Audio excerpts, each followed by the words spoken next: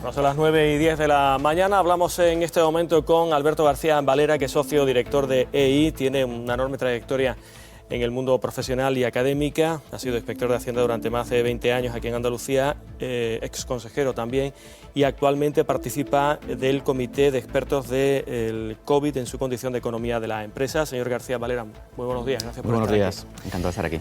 Bueno, se cumple ahora prácticamente un año del primer confinamiento en Europa, el de Italia. ¿De dónde veníamos y dónde estamos en este momento en términos económicos? Pues en términos económicos veníamos de una situación de confianza social y de crecimiento económico moderado y pasamos de buenas a primeras a algo que no había conocido nuestra generación, que es a una situación de incertidumbre radical, una situación en la que nunca habíamos perdido tanto en tan poco tiempo y que motivó de repente la necesidad de tener un plan que no teníamos. La adopción de decisiones aisladas y muy descoordinadas coincidió con la crisis del multilateralismo. No vimos una reacción inmediata de ONU, de Unión Europea, etcétera, etcétera. Y desde un punto de vista económico supuso enfrentarnos a una crisis absolutamente distinta a las anteriores. En las anteriores los trabajadores se quedaban sin empresas y en esta las empresas se quedaron sin trabajadores, ¿no? En el caso de España, además, lo que conllevó, desgraciadamente, es que a finales de 2020 se ha producido una situación en la que la convergencia que nos había costado tanto con Europa, y en el caso de Andalucía incluso con España, de repente la perdimos y nos hemos separado nuevamente de la renta media europea, pues que costará un tiempo recuperar. En todo caso, y siempre hay que ser optimista, las vacunas o el plan de vacunación yo creo que es un momento de impasse, un impasse importante en esta situación de crisis, con lo cual, efectivamente, si somos capaces de inocular a buena parte de la población, a ese 70% que supondría tener una inmunidad de rebaño, la recuperación debe acelerarse y la salida de esta crisis pues la veremos mucho más cercana. Muy buenos días. Yo quería preguntarle, ¿estamos actualmente en un momento todavía de recesión o estamos ya despegando? ¿La economía está empezando a despegar o todavía vamos dando pasos hacia atrás? Los datos dicen que no estamos creciendo como deberíamos. Las previsiones requieren fundamentalmente de tres elementos que potencien el crecimiento económico. Uno esencial será precisamente la ejecución de las políticas públicas que ha puesto en marcha la Unión Europea, el conocido Plan Next Generation, pero también la propia vacuna o el plan de vacunación debe determinar algo que es esencial también para determinar un crecimiento adecuado de la economía, que es la recuperación de la movilidad, porque esa recuperación nos permitirá precisamente incentivar oferta y demanda y sobre todo también recuperar buena parte del consumo que se encuentra embalsado. Estamos deseando consumir y sin embargo no tenemos la posibilidad de hacerlo, por ejemplo, en sectores tan importantes en Andalucía y en España como es el turismo, ¿no? Usted es un experto en fiscalidad. ¿Qué medidas fiscales habría que poner en marcha, según su criterio, para potenciar una salida rápida de la crisis económica? En materia fiscal, quizá España se quedó durante el año 2020 fuera de juego, a diferencia de lo que habían hecho países como Francia, como Alemania o como Italia, que son nuestros comparables, que se produjo una importante bajada de impuestos en España. No se produjo tampoco un aplazamiento de tributos, aunque es verdad que la situación financiera, nuestra situación presupuestaria, no lo permitía. Llama la atención, sin embargo, que en determinados sectores y determinados impuestos, como es el caso del impuesto a actividades económicas, que grava la actividad, o el de bienes inmuebles, que grava los ejercicios sobre el derecho de la propiedad, no hubiera signos importantes por parte del Gobierno de España o de los ayuntamientos, que eran en parte los competentes, los que hubieran adoptado medidas potentes que hubieran permitido fundamentalmente dar liquidez a las empresas, que es lo que tratas de hacer cuando reduces la fiscalidad sobre las mismas. Pero en este caso, por ejemplo, en España, ¿usted cree que las medidas que se están adoptando aquí en nuestro país son suficientes precisamente para salir de la crisis? Estamos hablando de que se dan moratorias de hipotecas de alquiler, los ERTE, préstamos ICO, pero sin embargo, ¿son suficientes estas medidas? Porque vemos como en otros países llegan ayudas directas, ¿no? Sí, el plan Biden, por ejemplo, ahora ha fortalecido las ayudas directas. Yo creo que ahora viviremos también otro punto de inflexión importante en la recuperación o un impulso con la ejecución de las políticas del Next Generation. En materia de recuperación, ya están las comunidades autónomas repartiendo los 10.000 millones de euros del React European Union. Y en breve veremos cómo planes sobre sostenibilidad, sobre transformación digital, sobre igualdad, sobre reto demográfico se materializarán. Eso deberíamos comenzar a ver las licitaciones en el segundo trimestre de este año y yo estoy seguro que aunque suene en cierta medida que estaremos dopados económicamente en el año 21 y posiblemente en el año 22, es necesario para que la recuperación sea completa y en el 23 podremos haber recuperado aproximadamente el PIB anterior a el que teníamos hace apenas un año. Tenemos todas las esperanzas puestas en los fondos europeos que, en fin, que tienen que llegar, cuando sea que lleguen, pero hay en ciertos sectores y cierto temor de que finalmente esas ayudas, en fin, se vayan filtrando y no lleguen a la persona que realmente, o a la empresa, microempresa o pequeña empresa que lo necesite. ¿Qué elementos y qué herramientas se deberían de poner encima de la mesa para que finalmente esa ayuda sea una ayuda de verdad? Hay un elemento a destacar del plan Next Generation, y es que pretende ser, el nombre lo indica, un plan que ayude a las siguientes generaciones. Tengamos en cuenta que la devolución de esa cantidad ingente de euros que va a llegar no solamente a España, en 150.000 millones de euros, sino a toda la Unión Europea, lo va a pagar la siguiente generación, lo va a pagar las personas que estén viviendo desde el año 2028 hasta el año 2058. Con lo cual las medidas tienen que ser realmente transformadoras, tienen que cambiar nuestro planeta desde el punto de vista del cambio climático, tienen que ayudarnos en materia de transformación digital, tienen que ayudar contra la despoblación, etcétera, etcétera, ¿no? Con lo cual, más importante que llegue hasta la última empresa es que llegue a empresas que quieran transformar, empresas que sepan transformarse y, por tanto, empresas que aporten a la sociedad. No es tan importante, en este caso, la ayuda pública al sector privado, sino que ese sector privado, esa empresa, sepa que su participación en la economía tiene que ser también para ayudar a que la sociedad se transforme y también que crezca. Dicho eso, efectivamente habrá mecanismos no solamente de liquidez, sino de refuerzo de la solvencia. La SEPI, por ejemplo, se ha dotado ahora mismo con 10.000 millones de euros para dotar a las empresas más grandes, pero también las manifestaciones de interés que está planteando ahora el Ministerio de Industria, ha reservado un 40% para las pymes, que es precisamente la medida que planteabas. Necesitamos, evidentemente, que las empresas que puedan seguir adelante lo hagan y no tengan problemas de liquidez o no tengan problemas de solvencia. Y para eso, precisamente, hay una ingente cantidad de dinero cuyo mayor problema va a ser que las administraciones sean capaces de ejecutar esos presupuestos. Solo un ejemplo, en el sexenio 2014-2020, España ha sido capaz de ejecutar 19.000 millones de euros de fondos europeos. En este año 2021, solo en los presupuestos tenemos 27.000 de esos fondos. Es prácticamente imposible su materialización si no conseguimos simplificar la maraña administrativa tanto del Estado como de las comunidades autónomas. Y a mí me alegra pues, haber visto hace relativamente poco un Real Decreto Ley, el 36, por parte del Estado, o un Decreto Ley por parte de las comunidades autónomas o de la Comunidad Autónoma de Andalucía, que quiere manifestar precisamente esa sensibilidad de que os simplificamos la tramitación administrativa o esos fondos no llegarán ni en tiempo ni en forma a las grandes, medianas y pequeñas empresas, además de los ciudadanos. Bueno, estamos con Eva Sáenz, con Chema Rodríguez y con Paco Reyero. Enseguida ellos también van a plantear o hacer una reflexión, pero antes, fíjense, uno de los sectores que más está sufriendo es el sector del turismo en sus diferentes formatos. Uno de ellos es el de los coches de alquiler y el de los rentacar. Hablamos con Félix Pinar, que nos atiende muy amablemente, es el presidente de la Asociación de Empresarios de Coches de Alquiler de Andalucía. Señor Pinar, muy buenos días.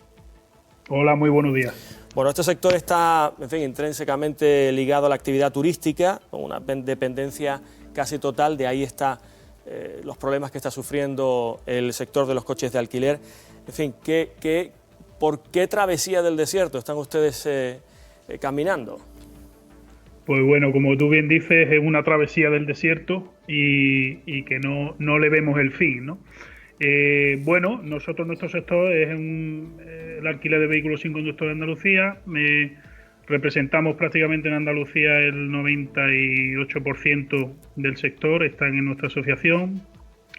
Y bueno, como tú bien dices, a ver, esto es una incertidumbre y que bueno, que nunca la habíamos vivido como empresario. Sí que es verdad que el empresario tiene ya de por sí una serie de riesgos, una serie de incertidumbres en su sector, pero no como este, ¿no? Para nosotros el turismo es el 100%. Todas las empresas que nosotros tenemos de alquiler de vehículos en Andalucía, pues el 95% se dedican al turismo. Y bueno, en estos momentos, pues tal cual están los aeropuertos, ¿no? Véase el de Málaga, ¿no? Uno muy importante en Andalucía, Sevilla, Granada, etcétera. Y sobre todo, como he estado escuchando muy atentamente al señor Alberto García, la movilidad, ¿no? A nosotros nos cortan la movilidad y nosotros sufrimos mucho. Señor Pinar, muy buenos días. Precisamente en relación a esto que usted comenta, si no se permiten los grandes desplazamientos, tampoco los interprovinciales, ¿cómo ha quedado limitada la actividad de estas empresas? ¿Para qué actividades se necesitan, por ejemplo, coches de alquiler hoy en día?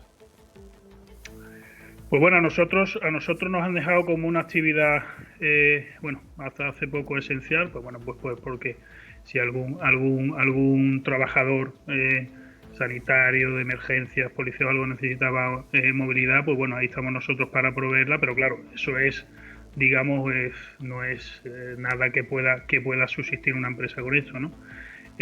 Nosotros lo que sí demandamos desde el sector, escuchando a Alberto, que he visto que ha dado varios puntos, es verdad que tenemos el tema de las ayudas Next Generation, que estamos ya intentando gestionar, intentando de hacer proyectos para la digitalización, etcétera, pero eso es algo que queda todavía muy no lejos, pero sí que todavía queda para que eso se traduzca al final en una ayuda a la empresa en estos términos. Hay un pilar que es el tema fiscal, y las ayudas a las empresas, que nosotros demandamos y llevamos ya demandándolo tanto desde AECA como a nivel nacional desde nuestra federación, Ceneval. Y son varios puntos que llevamos ya un año y estamos todavía esperando esa liquidez y esa tesorería que todavía no llega. Señor Pinar, muchas veces tenemos la sensación de que los coches de alquiler son grandes marcas, que todos tenemos en mente, por los colores incluso, pero lo cierto es que el panorama en Andalucía al menos y en el resto de España, las casas de alquiler suelen ser a veces casas pequeñas, microempresas. ¿Cómo están sobreviviendo esas empresas, si es que están sobreviviendo? ¿Qué están haciendo con los coches? Claro, siempre que hablamos de empresa, ¿no? Parece que en este país nos vamos al IBEX 35, ¿no? Y al final el IBEX 35, como bien dice, son 35 empresas. Aquí en nuestra asociación, del 100% de empresas, el 90% son pymes. Y dentro de las pymes, medianas empresas representará un 10% y el resto son todo pequeñas empresas, ¿vale? Empresas de familias que tienen sus 50, 60, 70 coches y con eso pues viven, ganan su sueldo y tiran para adelante, ¿no? Entonces, en ese contexto yo me hace gracia cuando, vienen las ayudas para las grandes empresas, pero cuando llegan. O sea, nosotros llevamos ya un año, que vamos a hacer un año desde el 15 de marzo del año pasado que se decretó el estado de alarma. Nosotros no hemos tenido una ayuda directa todavía de nadie. Y a nosotros nos exigen nuestras obligaciones. De hecho, una de las medidas que nosotros programamos con Hacienda, por ejemplo, que ahora hemos tenido que liquidar IVA, tenemos que liquidar IRPF, tenemos que las cuotas de la Seguridad Social tampoco nos las perdonan. En fin, creo que si quieres te puedo mencionar, si me dejas, algunos puntos que estamos reclamando, que creo que son básicos para que las empresas sigan, las que están todavía vivas, y podamos, digamos, estar en una circunstancia de que aquí a varios meses, porque yo creo que todavía el tema de la vacunación está yendo muy lento, bien sea porque no hay vacunas o por el suministro de vacunas. Dígame esos puntos brevemente, si los tiene, lo repasamos brevemente, esos puntos de demanda. Sí, yo le digo, mira, hay una cuestión que a nosotros nos tiene muy discriminado, que es nosotros estamos en un IVA del 21%, ¿vale? Esto para nosotros es una barbaridad. Ya lo era antes, en circunstancias normales. Ahora en esta situación más todavía, ¿no? Que nosotros tengamos un IVA de un 21%, un sector que es 98% turismo. De hecho, estamos ahora mismo prácticamente con empresas más del 70% de las empresas están ahora mismo en stand-by, con una bajada del IVA al turismo, como todo el mundo. Luego, lo que te estaba comentando fiscalmente hablando por parte de nuestra querida Hacienda, ¿vale? Que no nos da ninguna facilidad a la hora de liquidar los IVA, porque ten en cuenta que nosotros ahora estamos teniendo un problema, y es que nosotros nos pilló, como tú bien sabes, el 15 de marzo, con una Semana Santa que teníamos en apenas dos semanas, en 2020, aprovisionándonos tanto de mano de obra, de personal, como de vehículos, ¿vale? Con operaciones pendientes de firmar y es que estaban ya en flota. Entonces, claro, ahora nos vemos en una situación que llevamos un año vendiendo, efectivamente, porque no hay actividad, hemos tenido que malvender vehículos para seguir pagando, y claro, llega ahora a Hacienda y te dice, no, mire usted liquida el IVA, pero yo a usted no le doy más de un fraccionamiento de 6 meses para pagar ese IVA, y aparte, si usted pide más de 30.000 euros para liquidar el IVA, le voy a pedir un aval, que se lo tiene usted que pedir a su banco. Claro, ¿qué ocurre con las entidades financieras? Pues que nosotros ya se ha pedido ICOs por parte de todas las empresas. A empresas que se le han dado porque financieramente se lo tienen que dar, y a otras no se las han dado. Pues claro, estamos ahora mismo en una ¿cómo se debe decir? ¿No? Estamos ahora mismo en una espiral, ¿no? Sin salida. En una espiral que no me sale, una espiral que claro, dice, bueno, entonces vamos a ver. Yo entiendo que Hacienda tiene mecanismos, de hecho lo estamos reclamando a nivel nacional, tiene mecanismos para que ese fraccionamiento se vaya a más de 6 meses, que no estamos pidiendo nada del otro mundo, ¿eh? Te dejo porque es que yo me lío. Sí, no, entendemos. Entendemos. Félix Pinara, de la Asociación de Empresarios de Coches de Alquiler de Málaga. Quizá tengamos ocasión de hablar de nuevo con más tiempo, solamente queríamos abrir una ventana para ejemplificar, y además usted lo ha hecho absolutamente de forma brillante, muy clara y con casos prácticos, de ese espiral en el que la pequeña y la mediana empresa está, con esa financiación por una parte, esos avales, esos tributos que hay que pagar y esa descripción que es compartida por muchos empresarios en Andalucía. Muchas gracias y volveremos a hablar, muy amable. Venga, cuando ustedes quieran. Muchas bueno, gracias. Pues en este paréntesis estamos hablando con Alberto García Valera, socio director de EI, pero no solamente esta cuestión, desde luego ha hecho referencia a un terreno que usted conoce bien, ¿no? Toda esta maraña fiscal donde quizás sí se haya podido hacer algo más. Sí, bueno, él se refería a dos supuestos muy concretos. Uno es sobre el IVA de su sector, que efectivamente está en el 21, cuando tiene paralelismo con el transporte de personas y con el turismo, que están al 10, con lo cual parece lógica su reivindicación.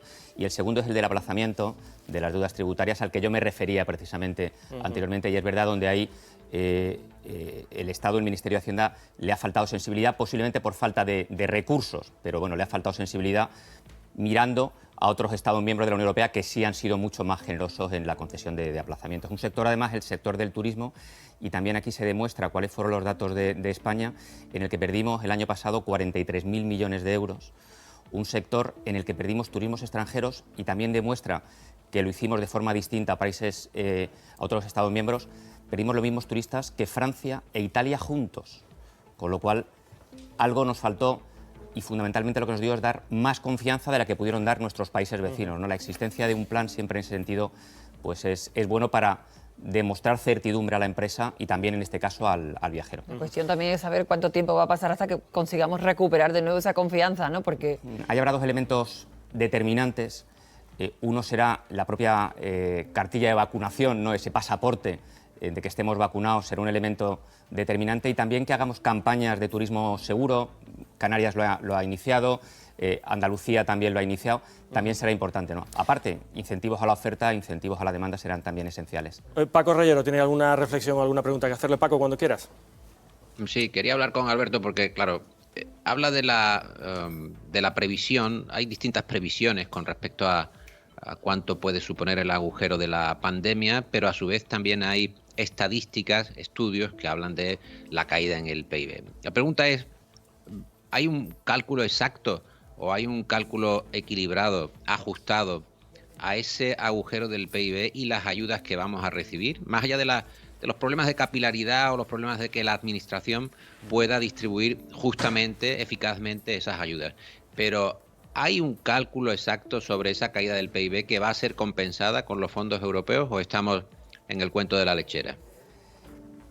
Al final el crecimiento va a depender de cómo se materialicen esos fondos. La previsión está entre 2,5 puntos y 4, que es un crecimiento sustancial como consecuencia de las aportaciones de esos fondos, pero mucho más importante que eso es que si materializamos las recomendaciones del semestre europeo, que van a condicionar en gran medida los fondos europeos, y ahí me refiero a sostenibilidad de las pensiones, el entorno laboral, pues contratos indefinidos, incentivos a la contratación, nos referimos a unidad de mercado o nos referimos a desajustar o a ajustar los desajustes en la educación dentro de España. Si eso se produce, la previsión es que de 2,5 a 4 solo de fondos europeos, esas reformas estructurales unidas a esos fondos nos lleven a cerca de 15 puntos de mejora en el medio plazo. Es decir, son importantes los fondos, pero más importante es profundizar en nuestras reformas estructurales.